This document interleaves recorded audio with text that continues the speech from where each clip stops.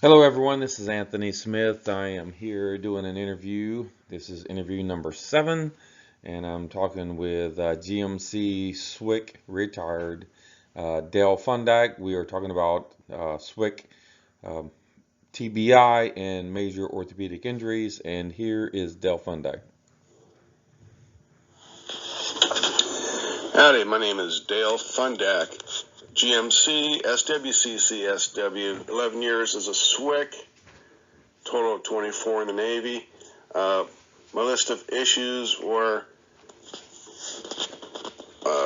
major joints, all of them affected, shoulders, hips, knees, ankle,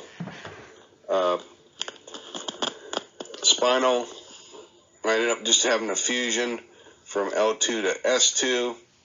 I got some damage in the C areas, had tachycardia, and I claimed SDI instead of post-traumatic stress disorder instead.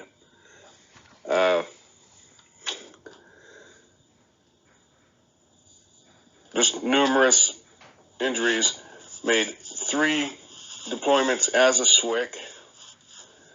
I made 24-foot ribs and a close to almost 5 years on Mark 5s with one.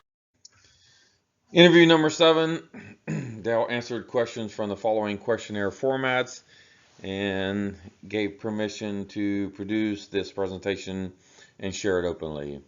We covered the operator syndrome questionnaire, which is all the symptoms of operator syndrome, the GAD-7 questionnaire, which is generalized anxiety, the PLC-5 scale, which is PTSD, the PHQ-9, which is a basic health questionnaire, the NSI, which is neurobehavioral symptoms inventory, and I made a SWCC background questionnaire to gather information about Dale's SWCC background. So Dale was in the Navy for 24 years. He spent 11 years as a SWCC operator. He was in class 16, which graduated back in 94 or 95. Wasn't too sure about that. 3 SWCC deployments overseas, thousands of hours on other missions and training. He served at SBU 12, which became SBT 12. He was at NSWMCM and also an instructor at the center. He worked on 24-foot ribs, a little bit of time on 11-meter ribs, and a lot of time on the Mark 5s. He did 15,000 plus hours on SWCC fast boats with an estimated 1.8 million wave pounding events causing whiplash and possible traumatic brain injury. So Navy SWCC is a special class of elite naval warriors who have been a decisive force behind some of America's most important secret missions. Special boat operations have unique and often deadly challenges due to the combination of operating powerful, sophisticated machines designed for speed and stealth in some of the planet's most inhospitable environments.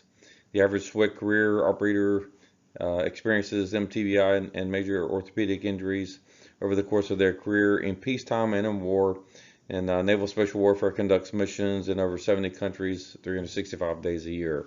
The sum of SWCC injury does not accumulate until the operator retires. We need to talk about operator syndrome here very briefly. There is a nexus of operator syndrome for special warfare boat operators or SWCC guys, and we're going to get into that here in a second. Operator syndrome is a term that was coined by Dr. Christopher Frew. There's a DOI link there if you want to grab it. That's the address to it on the internet, so you can get a hold of it and read it.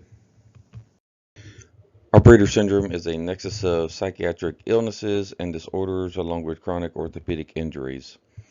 Every SOF operator across every major branch of the military eventually ends up with some form of operator syndrome.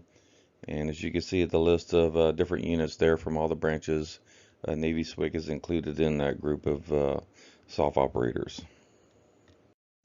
So what you see here is a list of operator syndrome symptoms, and everything in red are the symptoms and issues that Dale is dealing with on a daily basis. So The first one is traumatic brain injury, and then there's endocrine dysfunction, sleep disturbance, obstructive sleep apnea, chronic joint back pain, orthopedic problems, and headaches, some depression, post-traumatic stress disorder, anger, worry, rumination, and stress reactivity, problems with sexual health and intimacy, being on guard or hypervigilant, memory, concentration, and cognitive impairments, and vestibular and vision impairments. So let's talk about a list of medical problems for Dale Fundak due to his SWCC boat operations. He has traumatic brain injury, post-concussion syndrome symptoms. He has PTSD symptoms, somatic symptom disorder, which is a focus on physical injuries and symptoms, and excessive focus. He has depression, anxiety, endocrine dysfunction, a diagnosis for sleep apnea. He contends with nausea, vision problems, hearing problems, is constantly hypervigilant, and has memory, concentration, and issues with executive functioning. Dell also has a fused L2 all the way down to S2. He has balance issues. He has difficulty falling asleep and staying asleep. Poor frustration, which is easily overwhelmed. Mental fatigue, numbness in extremities. He talked about from his waist down in his legs. A lot of numbness issues there. He has major joint problems in every joint, which is pretty typical with a lot of guys in our previous career.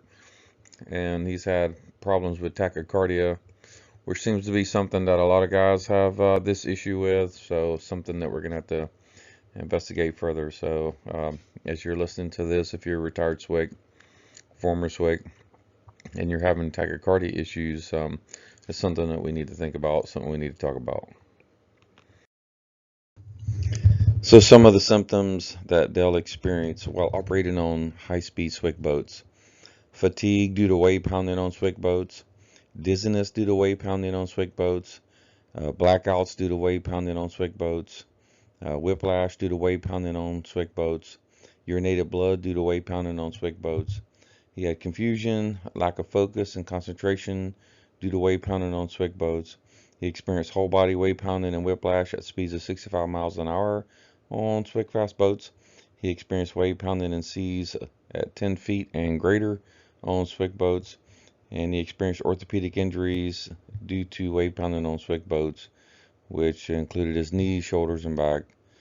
Dale and I were in the same detachment together, and one night our lead boat crashed into the back of a wave off San Clemente Island at speeds of 65 miles an hour, and several people were injured. This picture is not our boat, but this is exactly what our boat looked like. There are other Mark V's in the history of the boats that were crashed in the same manner. So one must ask themselves, if one wave pounding event can do this to an aluminum boat, imagine what 1 or 2 million significant impacts does to the human body and to the brain. This seems to be the question that many want to avoid. So what does traumatic brain injury look like in the case of retired SWCC Chief Dale Fundak? As mentioned in many videos before, presentations, the average SWCC operator logs 3,000 hours of boat time per deployment cycle. The Roche 94 study conducted research underway on SWCC fast boats for 6 days over 36 hours, period of 36 hours, which totaled 8,610 wave impacts, ranging from 2 to 25 G-forces. Of the 8,610 impacts, 4,496 impacts range from 5 to 15 Gs. These 4,496 impacts, 5G and greater, in 36 hours equaled 124, which is significant whiplash events in an hour. The average SWCC operator endures probably 124 whiplash events in 1 hour operating fast boats. So what does that mean? Well, if you look at all these numbers and you average it out, the average SWCC operator probably endures 374 plus thousand significant G-force impacts from wave pounding in SWCC boats or on SWCC boats in one deployment cycle. So in the case of Dale, if you take that number and multiply it by what I believe is 5, based on his time on the boats, as he described to me, we're looking at 1.8 million significant full body impacts while wave slamming on SWCC boats, which causes disastrous long-term effects of chronic orthopedic injury, whiplash, and post-concussion syndrome symptoms from MTBI.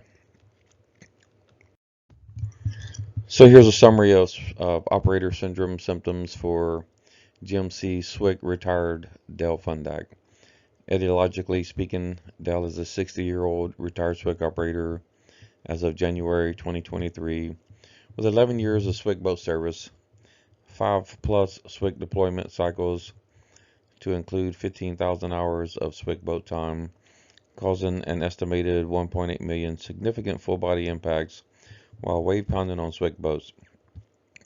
Dale has 15+ symptoms of MTBI and a nexus of operator syndrome symptoms.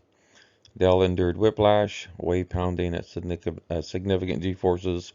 He urinated blood and experienced blackouts from full body wave pounding exposure on SWCC boats. So conclusions from this ongoing interview project. 7 interviews down. 100% of SWCC operators interviewed thus far have TBI causing post-concussion symptoms. 100% of SWCC operators interviewed, or record reviews that were done, thus far experienced full body wave pounding, whiplash, and orthopedic injury from SWCC boat operations. And lastly, 100% of us SWCC operators interviewed thus far still lack VA ratings for service-connected injuries due to SWCC fast boat service. The VA contends that these issues are not service-connected because they were not claimed while on active duty. This is the theme across the board with retired SWCC operators and former SWCC operators, and it's one of the things that we need to fix. Thank you.